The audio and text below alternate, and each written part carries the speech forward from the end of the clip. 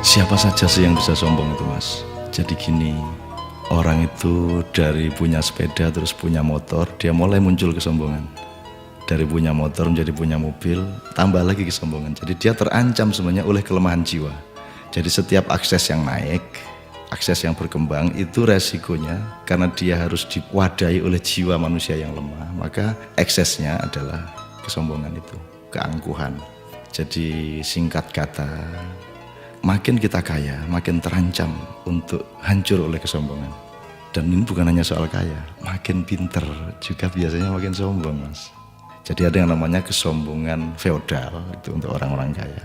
Ada kesombongan kuasa, itu orang tuh makin berkuasa, makin sombong, makin tidak tahu bagaimana berdiri sejajar dengan orang lain. Jadi kekuasaan menciptakan kesombongan, kekayaan menciptakan kesombongan. Dan saya ingin mengatakan poin yang sebenarnya bukan itu. Kepandaian juga sangat berbahaya untuk memunculkan kesombongan kita. Dalam bahasa populer kita sebut keangkuhan intelektual. Tapi yang lebih berbahaya lagi, menjadi orang soleh, orang alim itu juga bisa menimbulkan kesombongan. Jadi banyak orang-orang yang beragama dengan tekun, salah satu hasilnya adalah dia sombong atas orang lain. Diam-diam selalu merasa lebih hebat dari orang lain, lebih masuk surga daripada orang lain, lebih diterima Allah oleh orang lain. Jadi teman-teman sekalian, sesungguhnya ajaran yang paling dahsyat keindahannya adalah ajaran mengenai tawadhu, ajaran mengenai kerendahan hati.